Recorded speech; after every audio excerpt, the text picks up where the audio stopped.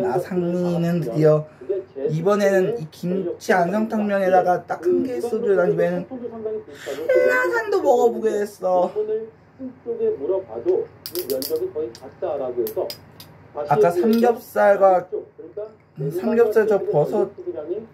삼겹살과 버섯구이하고 먹었을 때는 또 아까 놀랄만한 결과라는 이런가요? 그렇습니다. 예. 저 소주가 참이슬이었고 다시 얘기하면은 2시간이든 3시간이든 동일한 시간을 쓰면 오늘 이렇게 같은 요금이 많이 먹네. 얘기입니다. 예. 그래서 에어컨 기사의 양심 고백에서는 제습 모드로 하루 24시간 한 달 내내 써도요 13,000원에서 28,000원 나온다고 하지 않았습니까? 예. 저희가 요금 추정치를 한번 뽑아봤습니다.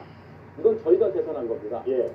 4인 도시가구 봄, 가을의 월 평균 전력 사용량을 한 가구에서 냈는데 그걸 토대로 해서 벽걸이형, 또 스탠드형으로 나눠서 조사해봤더니 예.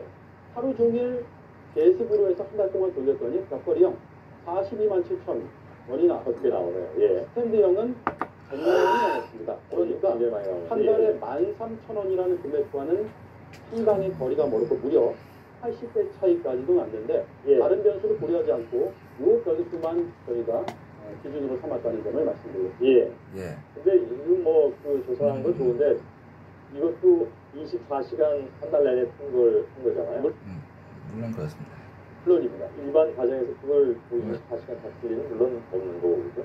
예. 그다음 이것만 놓고 보자면 요 판으로 보이는 거 없어 보이는데 그렇습니다.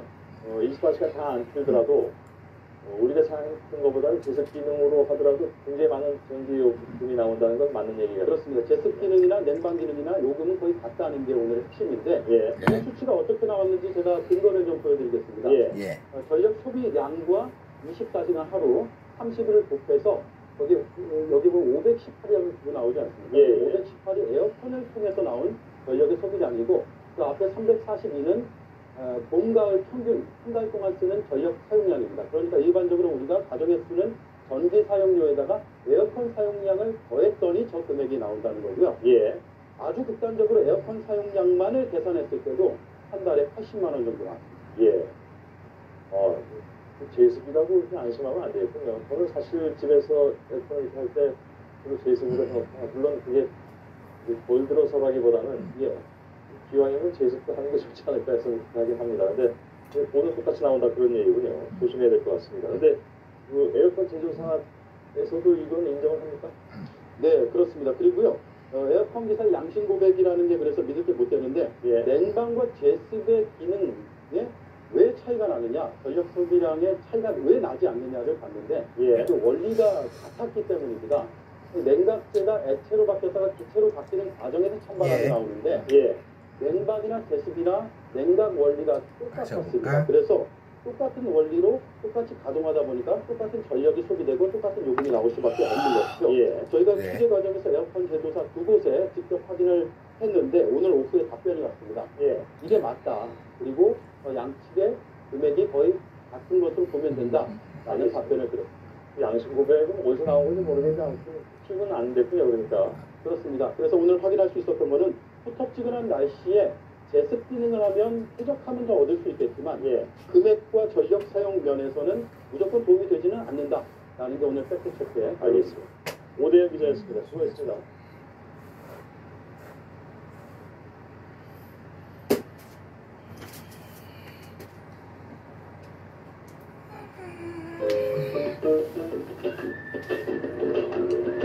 커피 머신과 어린적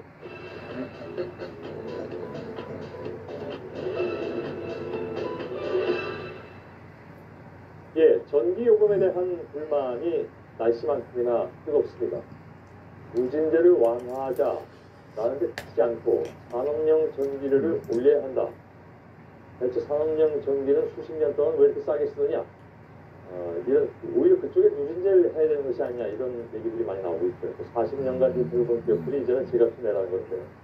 산업용 전기료에 티가 있는지 그렇다면 왜 인상하지 못하는지 인상할 수는 있는 것인지 팩트체크해서 다뤄보도록 하겠습니다. 오대영 기자가 나와 있습니다. 결국 그 재계가 반대하기 때문에 이게 지금 그도 바뀌지 않는다 이렇게 봐야 되니까. 그게 첫 번째 이유인데요. 예. 재계는 꾸준히 산업용 전기요금을 올리면 안 된다라고 주장하면서 이 근거를 제시하고 있는데 제가 도표 하나 보여드리겠습니다. 예. 지난 13년간 전기요금 인상률인데 산업용이 84.2%, 그리고 우리가 가정에서 쓰는 주택용은 15.3% 인상에 그쳤다 이렇게 나옵니다. 예. 이 수치만 보면 이렇게까지 올렸는데 또 올리냐, 오히려 내려야 되는 게 아니냐, 이런 재계 주장이 그럴듯해 보입니다. 정부 역시도 이걸 근거로 해서 10여 년간 큰 폭으로 증가했기 때문에 더 올릴 여력이 없다 이렇게 주장을 하고 있습니다. 예. 오대영 기자가 지금 그럴듯해 보인다고 얘기하는 것은 실상은 다를 수 있다 이렇게 저는 읽혀지는데요. 네. 아무튼 표면적으로 뭐 그럴듯한 얘기는 한데 이 인상률은 이거로 나오지만 단가를 보면 얘기가 좀 달라진다 이런 얘기죠? 그렇습니다. 가정용과 그리고 산업용의 단가 한번 비교해 보겠습니다. 예. 다음 그래프인데요. 예. 전기요금 추이입니다. 주택용은 우리가 가정에서 쓰는 파란색으로 제가 표시했는데 125.1원, 그리고 산업용은 106.8원, 그러니까 한 19원 정도의 단가 차이가 발생을 하는데 예. 이게 2014년도고요. 한 20년 정도를 쭉 펼쳐서 한번 보겠습니다. 지속적으로 푸른색, 그러니까 가정에서 쓰는 요금이 계속 높았습니다. 2005년까지 그 격차가 좁혀지지 않고 있다가 2010년에서야 조금 좁혀지는 모습이지만 여전히 산업용, 그러니까 공장에서 낮은 가격으로 쓰고 있고 상대적으로 가정에서는 높은 가격으로 쓰고 있었습니다. 예. 이게 불과 뭐 오래된 얘기도 아닌데 93년에는 주택량이 거의 2배였네요. 산업용보다. 그렇습니다. 예. 기업들이 혜택을 얼마나 받았는지 한눈에 나타나는 그런 상황인 것 같습니다. 그런데 인상론이 나올 때마다 세계에서는 수출 경쟁력을 얘기하고 있습니다. 이 단가가 높아지니까 원가가 올라가면 수출의 시장이 있다 이런 얘기 아니겠습니까? 그러면 대부분의 사람들이 정말 그렇다라고 걱정을 하게 되잖아요. 우리는 수출국이니까. 그죠? 그렇게 봐야 됩니까? 그거는. 1973년부터 이 제도가 시행이 되면서 산업용 전기에 혜택이 부과되지 않았습니까? 그런데 예. 그 혜택이 주어진 가장 큰 이유가 바로 그겁니다. 수출이 잘 돼야 하고 잘 못 될 경우에는 국가 경제에 큰 영향을 미친다라는 것이고, 지금 이 시점에서도 무시할 수 없는 국익적인 차원인데 예. 그럼에도 불구하고 이걸 따져봐야 됩니다. 전기료를 올리면 기업의 원가 부담이 아주 커지는 것이냐, 그 부분 저희가 계산을 해봤는데 예. 이 표 한번 보겠습니다. 예. 한국은행 자료를 토대로 했습니다. 제조업 원가에서 전기료가 차지하는 비율을 평균화해서 나타낸 건데 그 비율 1.6% 수준이었습니다. 그 물건 하나를 생산하면 거기에 전력비는 1.6%만 차지한다는 얘기인가요? 그렇습니다. 예. 큰 비중은 아닌데. 근데 여기서 보면 한 1, 2%포인트라도 올라가면 기업 입장에서 부담이 될 수 있는 거 아니겠습니까?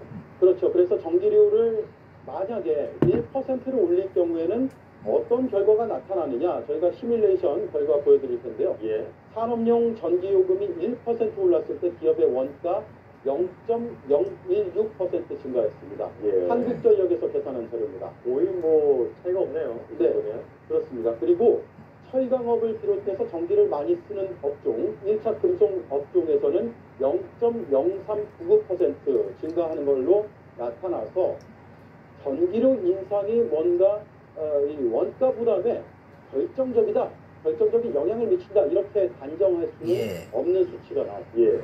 근데 이게 퍼센티지가 낮더라고. 단위가 굉장히 커지면 거지네요. 그걸 돈으로 환산하면 그거 적은 액수가 아니다라고 기업에서 얘기할 수도 있을 것 같은데. 네.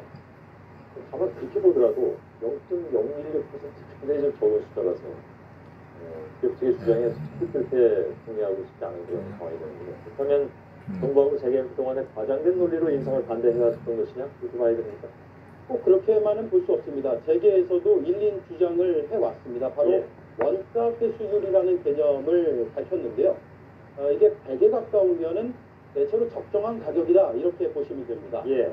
그런데 한번 보시죠. 지난해 산업용 전기의 원가 회수율이 얼마였느냐? 109였습니다. 예. 그러니까 쉽게 얘기해서 한전이 100만 기업에서 받으면 되는데 109원을 받았다. 그래서 기업 입장에서는 109원에서 9원은 깎아줘도 되는 거 아니냐? 예. 라고 해서 인하해달라고 요구하는 근거가 됐습니다. 우리가 더 내고 있다. 그렇습니다. 예. 네.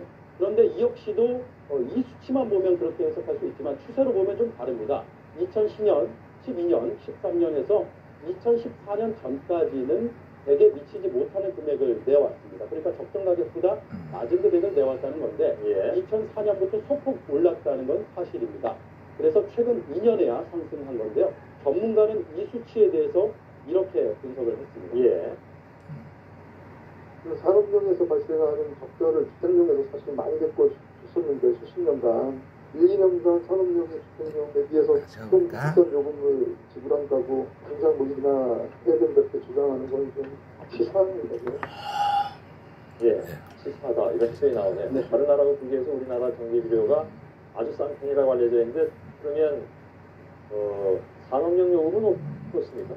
저희가 이제 외국 나라들과 좀 비교를 해봤는데 일단 OECD 국가들 몇 가지 뽑아봤습니다. 그 중에서 저희가 뽑은 금액은 달러로 환산한 단순 금액 비교라는 점을 미리 말씀을 드리고요. 산업용 전기요금 단가는 미국이 가장 낮았고 우리도 OECD 평균에 미치지 못했습니다. 그런데 이런 가격으로 인해서 최근에 무역 분쟁의 조짐이 일고 있는데 외국계 철강 업체들이 한국의 포스코 같은 업체, 철강 회사가 낮은 가격에 전기를 쓰고 있다. 그래서 한국 정부가 특혜를 준다. 불공정 경쟁이다. 이렇게 문제를 제기하고 있는데 자칫하면 원가를 절감하는 효과보다도 이런 무역 보복, 페널티로 비용을 지불할 수도 있다라는 지적이 나오고 있습니다. 그래서 재계에서도 인상만 막을 게 아니라 국제적인 수준에 맞는지도 따져봐야 할 시점입니다. 알겠습니다. 팩체크했습니다. 오대영 기자 수고했습니다.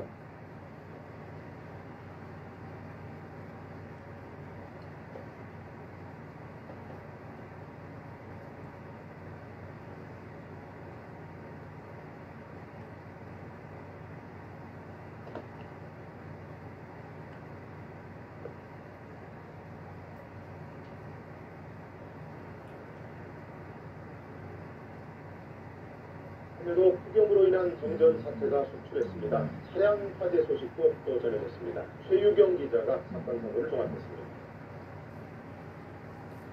밤 늦은 시각, 주민 10여 명이 아파트 단지 앞 도로를 서성이며 연신 부채질을 합니다.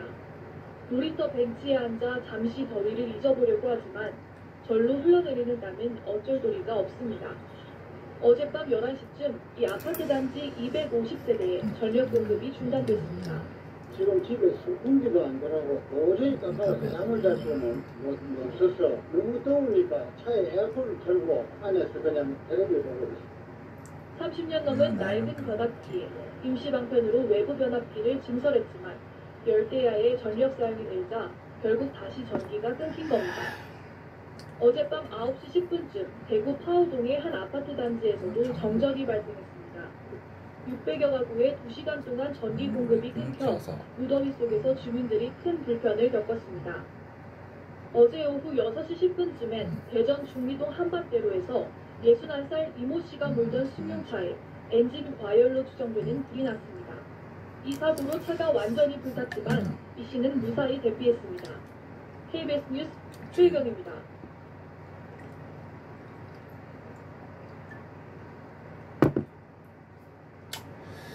오늘 저 가스도 안 먹었는데 그렇게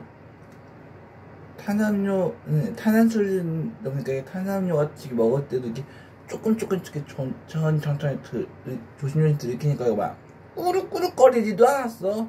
이렇게 열대야가 계속되면서 전력 사용량이 급증하자 곳곳에서 정전 사고가 잇따르고 있습니다. 특히 수도권 신도시의 오래된 아파트들은 전기 설비가 낡은 곳들이 많아서 열대야 속 정전 사고가 유독 집중되고 있습니다. 오은희 기자가 취재했습니다. 정전복구 하루 만에 또 전기가 끊긴 아파트 단지. 25년 넘은 변압기 넉 대 중 문제된 한 대만 교체했다가 다른 변압기가 고장난 겁니다. 다른 변압기가 또 나간 것 같아요. 지금 현재 주민으로서는 답답하고 불안하고 그런 상황이죠. 13시간 넘게 정전돼 300여 가구가 찜통더위에 고통스러운 밤을 보냈습니다. 고양시 아파트에서도 23년 된 전기 설비가 문제돼 어젯밤 9시 반부터 20시간 넘게 전기 공급이 끊겼습니다. 냉장고 안에 있는 음식물 쓰레기가 될 거잖아요, 이제. 이거를 다 어떻게 처리를 해야 될 건지 이거 치우는 게 제일 스트레스인 것 같아요. 고양시와 성남시에선 최근 닷새 동안 아파트 단지 각각 3곳에서 전기가 끊겼습니다. 모두 지어진 지 20년 넘는 곳들입니다. 실제 7월 한 달 신고된 아파트 정도는 모두 91건. 15년 미만 신축 아파트에 비해 25년 이상 아파트는 정전 발생률이 10배 가까이나 됩니다. 준공 당시 전력 사용량에 맞춰진 전기 설비가 늘어난 전력량을 감당 못한 게 주요 원인입니다. 냉방기기라든지 스마트 기기가 많이 활용되고 보급되어 있기 때문에 현실하고는 좀 안 맞는 부분이 없지 않아 있습니다. 따라서 오래된 노후화된 변압기에서는 적정 용량으로 교체해 주시는 게 폭염으로 당분간 한밤중 전기 수요가 늘어날 것으로 보여 일기 신도시 아파트들의 노후한 전기 설비를 정비하는 것이 시급한 실정입니다. KBS 뉴스 고은입니다.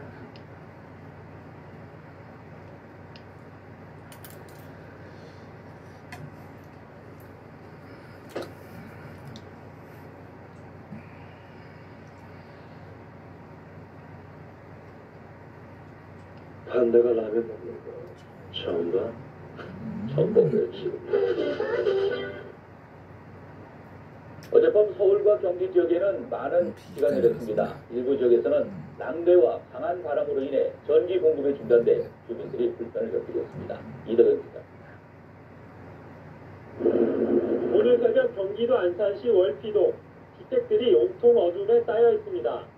어젯밤 10시쯤 강한 소나기와 바람에 나뭇가지들이 쓰러지며 전기줄이 끊어져 전기 공급이 3시간 동안 중단된 겁니다.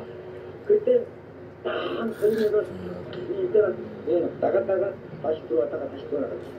비슷한 시각 인근 본호동에서도 전신주에 번개가 떨어지며 전기 공급이 끊겼습니다. 갑작스런 정전으로 안산시 주민 1,900여 세대가 밤사이 불편을 겪었습니다. 또 서울 서초구 잠원동에서는 비바람에 쓰러진 나무가 전선을 건드려 2,800여 세대가 1시간 동안 전기 공급을 받지 못했습니다. 서울과 경기 지역에 번개를 동반한 폭우가 내린 건 대기가 불안정해졌기 때문인데 어제 자정까지 500여 회의 낙뢰가 떨어졌고 시간당 최고 강우량은 20mm였습니다. MBC 뉴스 이덕현입니다.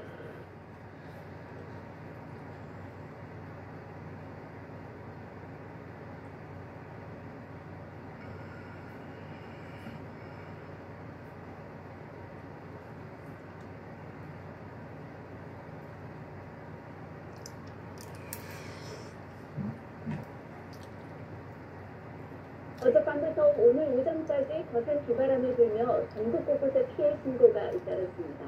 신축 건물 가설물 붕괴 우려로 도로가 침몰한가 하면 3만 세대 규모의 정전이 발생하고 있습니다. 이서영 기자가 보도했습니다.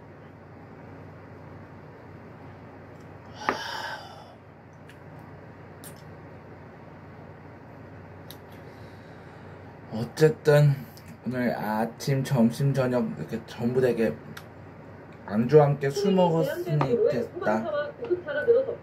그리고 새벽에도 한번 먹었었고 새벽에 되게 먹는 경우 있었고. 오늘 오전 7시 반쯤 서울 마포구의 한 신축 오피스텔 공사장에서 붕괴 우려 신고가 접수됐습니다. 구청 직원들과 소방, 경찰 등이 접근해 오전 9시 40분쯤 아니 내 얼굴살이 얼마나 쪘다는 거야 이거 봐.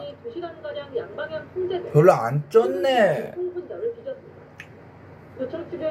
아니 내 얼굴살이 어디가 쪘다는 건데 엄마. 어젯밤 9시 반쯤은 경기 부천시와 서울시 양천구 일대에서 정전이 발생했습니다.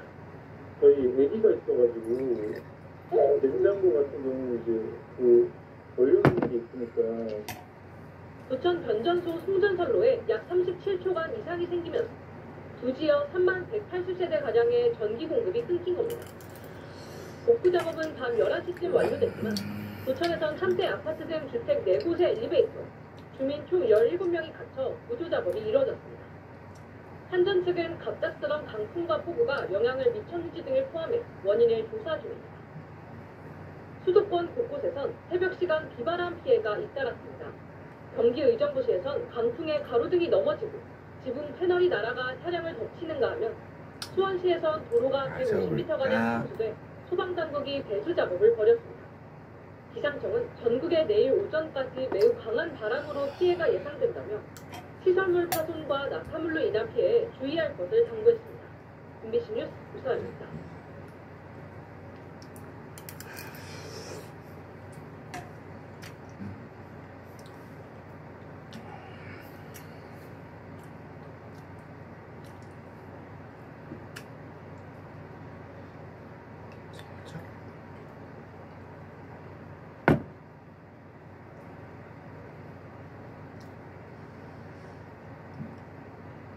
그런 음식이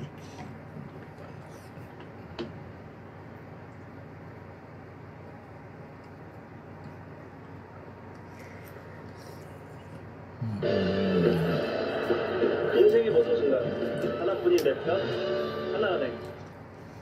이번 태풍은 남에서 북으로 관통하며 한반도 전체가 직접 영향권에 들 것으로 예상됩니다. 큰 피해도 우려되는데요.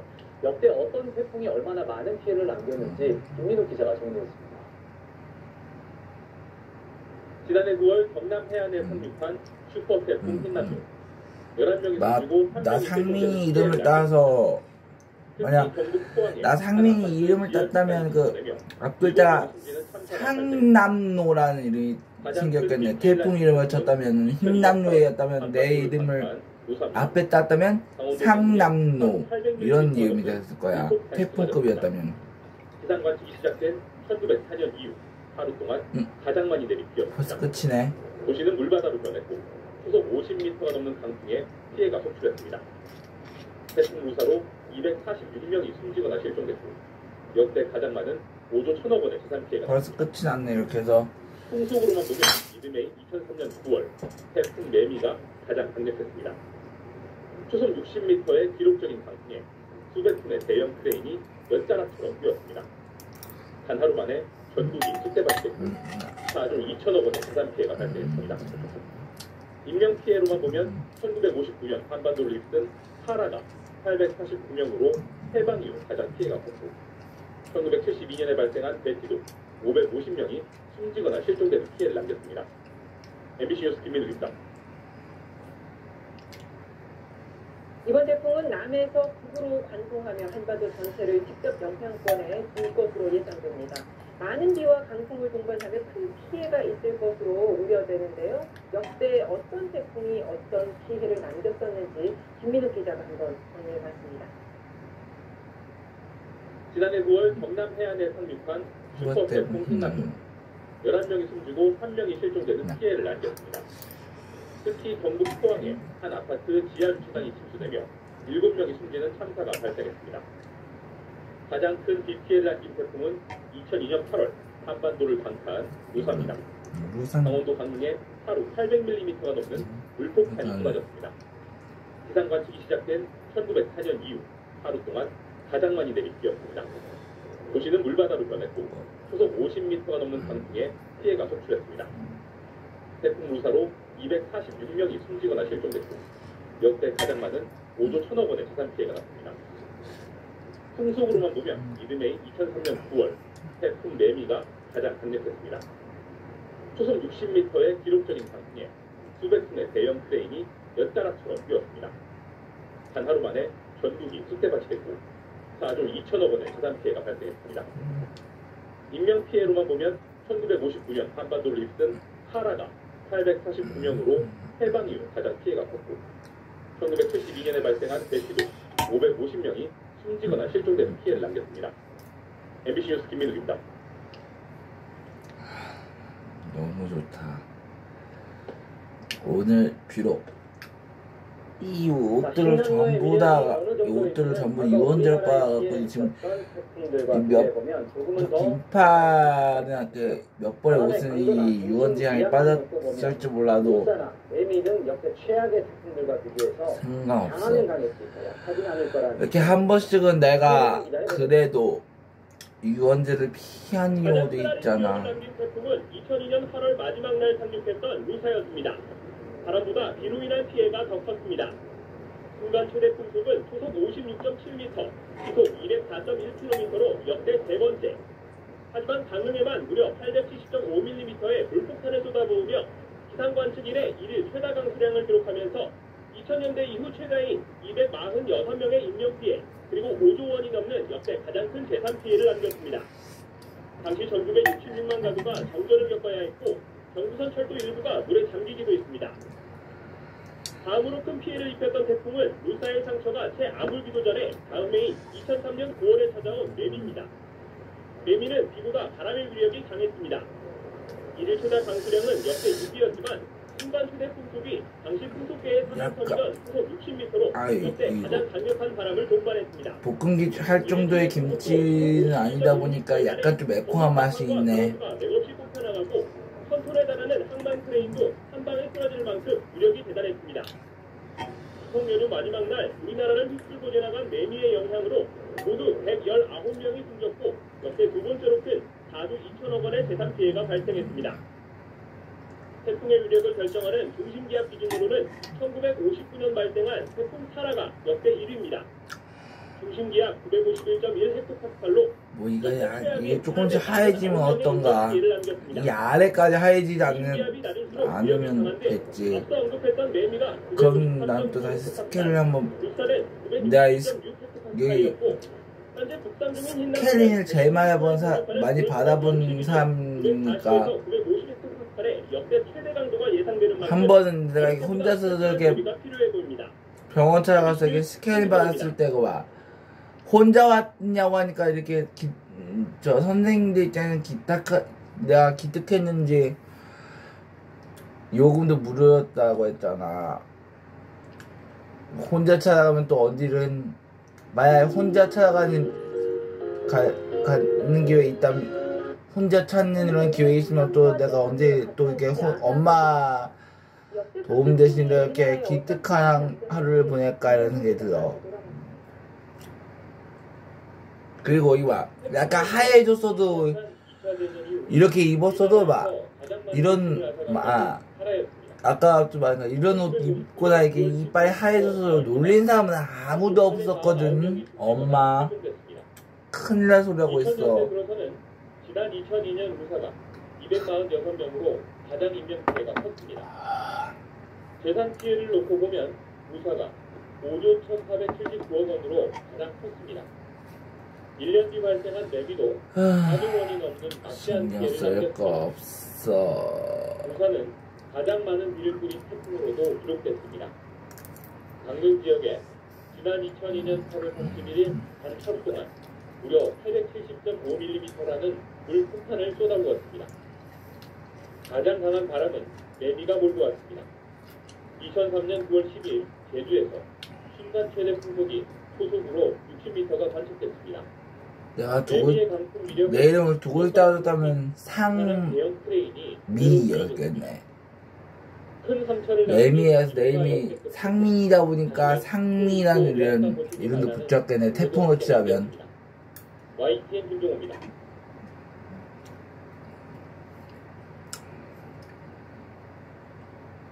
아직 끝나지 않은 여름, 한반도를 향해 돌진하는 수상한 움직임. 올여름엔 집중호우가 예년보다 더 많이 쏟아지고 태풍도 거세질 것으로 보입니다. 지금껏 한 번도 경험하지 못한 여름철 최악의 재난, 슈퍼태풍.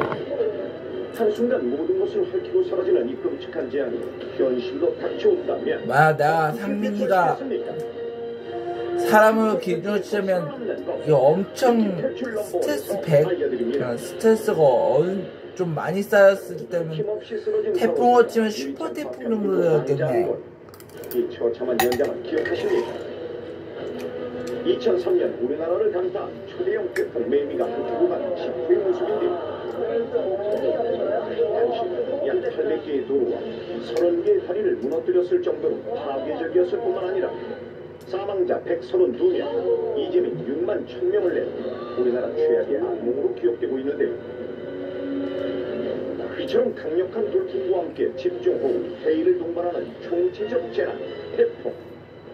지난 10년간 우리나라 재난 피해의 1위를 차지하고 있을 만큼 그 피해가 막대합니다. 특히 올해는 그보다 더 강력한 슈퍼 태풍이 북상할 것으로 예측되고 있어 그 어느 때보다 철저한 대비가 필요한 상황. 그렇다면 슈퍼 태풍의 위력은 과연 어느 정도일까요? 우리나라 기상관측 이래 가장 강력한 태풍이었던 매미는 순간 최대 풍속이 초속 60m 이상으로 4등급 대형 태풍에 해당하는데요. 슈퍼 태풍은 그보다 더 강력한 초속 67m 이상의 초대형 태풍을 동반합니다. 이 정도 강풍이면 사람은 물론 달리는 기차를 넘어뜨리고 철탑이나 빌딩까지 붕괴시킬 정도로 파괴적인데요. 실제로 지난 2013년 슈퍼태풍 하이엔의 대참사를 겪은 필리핀. 일주에 무려 87m를 날아가는 사상 초유의 강풍으로 무려 2,300여 명의 목숨을 앗아갔었죠. 최근 중국과 대만 지역을 강타한 슈퍼태풍 사우델로의 파괴력 또한 막강한데 당시 블랙박스 영상을 보면 갑자기 돌아친 태풍이 눈앞에 모든 것을 쓸어버리는 모습.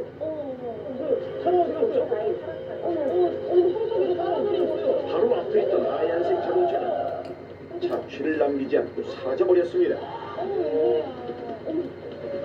이처럼 한순간 휘몰아쳐 모든 것을 앗아가는 최악의 재난 슈퍼태풍. 더 이상 남의 얘기가 아닙니다. 태풍의 에너지원은 따뜻한 바다로부터 공급되는 수증기인데 특히 1년 중 바닷물의 온도가 가장 높은 시기인 9월에는 더 강력한 태풍이 발생할 수 있는데요. 최근 한반도 주변의 바닷물의 온도가 평년보다 높기 때문에 강력한 태풍을 넘어서 슈퍼 태풍이 발생할 가능성 또한 염두에 둘 필요성이 있습니다. 한반도를 향한 슈퍼 태풍의 경우 만약 그 우려가 현실이 된다면 어떻게 해야 할까요? 슈퍼 태풍으로부터 살아남는 것 첫 번째, 길에서 태풍을 만났을 때 안전한 대처법은 무엇일까요? 태풍의 가장 큰 무기는 순간적으로 휘몰아치는 강풍이라고 할 수 있는데 지금부터 초대형 강풍기와 강철벽이 동원된 태풍 모의 실험 세트에서 그 위험성을 확인해 보겠습니다. 올바른